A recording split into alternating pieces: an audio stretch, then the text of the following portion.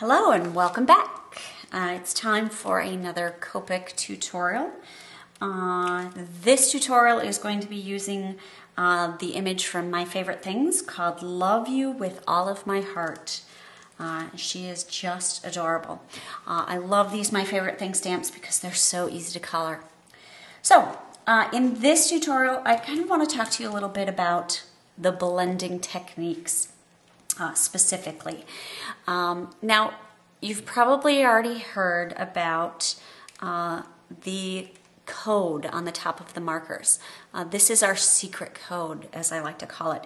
The first letter, they'll have a letter and two numbers, basically. The letter is the color family, so all three of these are from red.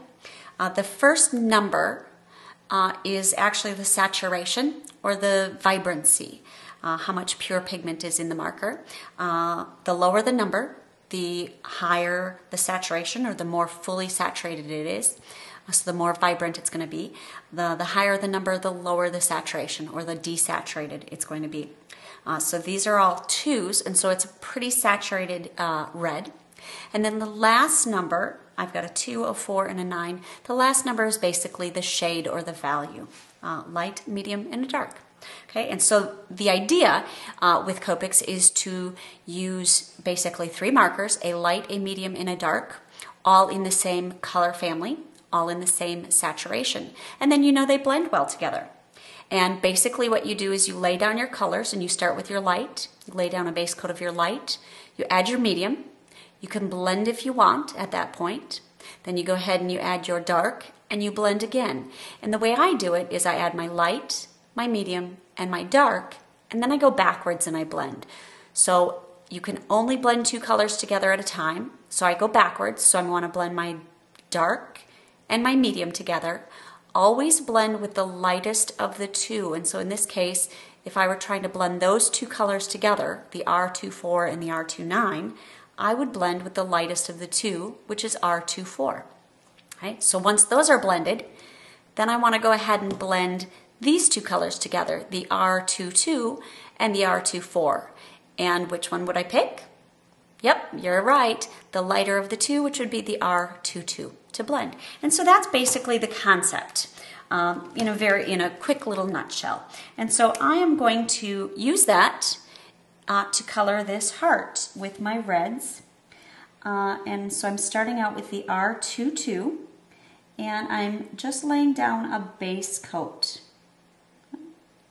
Remember, for a nice smooth base coat, you want to color in small circles and you want to keep that edge wet. Because if I were to let that dry and then continue coloring, you would definitely be able to see where I started and where I stopped. Okay? I went outside just a little bit right there, but I always start with red first. That way I can clean up any messes if I need to, if it gets out of the way. Okay, so I've added my base coat. That's actually going to be my highlight. Now some people like to, before coloring in their whole thing, they like to leave an area white for their highlight. I wish I would do that. I just never always think about it. I do plan my image ahead of time to figure out where my light source is going to be, but I tend to forget to leave an area white. And if I do, by the time I'm done coloring, it's never white anyway. So now what I'm doing is I'm going in with my R24 and I'm flicking towards the center of the heart because I want the center of the heart to be the lightest. And so I'm just kind of going around her hand. And once I have a nice open spot, it's easier to flick. Flicking does take some practice. Okay. Now, at this point, you could blend those two colors together by going back in with the R22.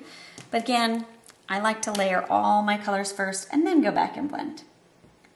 It's a little bit more difficult to master that technique. So if you're doing it this way and the three different colors and then going back and blending, and if you're having a hard time getting it to blend smoothly, Then go back and try blending it in between each of your colors instead of laying them all on at once. It's a little bit harder to do it this way. But like I've said in the past, I'm impatient and I like to do it as quick as I possibly can. So now I've added my dark red. So following that blending idea, I'm going to go back in and blend the area between my dark and my medium with the lighter of those two colors, which is my medium. Now notice I'm keeping out, I'm not going into that center area that's light. I want to keep that nice and light. Okay. All right, so I've blended my dark and my medium. Now I'm going to blend my medium into my light.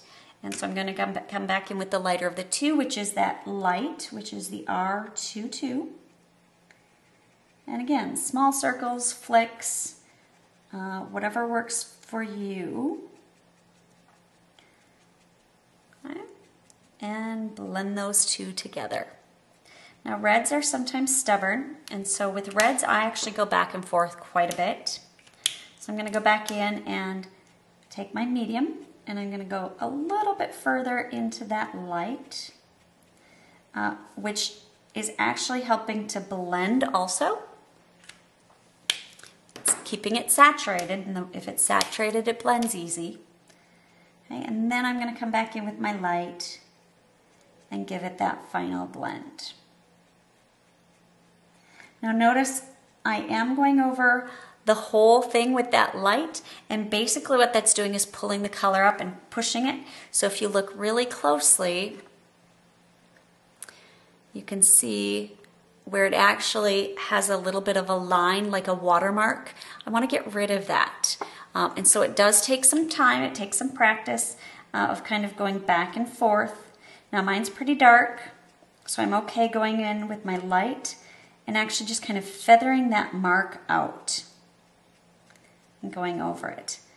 Now what's going to happen is the whole thing's going to lighten up. If I didn't want the whole thing to lighten up, I could actually go in with my dark again and keep blending. So it just takes some time. It just kind of, futz with it. See what you can do. Now, I did get red on her fingers, and I did go outside a little bit here, so I'm going to push that back in with my colorless blender. And now remember, red's the stubborn color, so it takes a little bit. And once your paper becomes like see-through, then you adding any more colorless blender isn't really going to do anything at this point. So, stop, let it dry, add some more. If I want to lighten up just the center of that heart, give it a little more contrast, I can do that too. All right.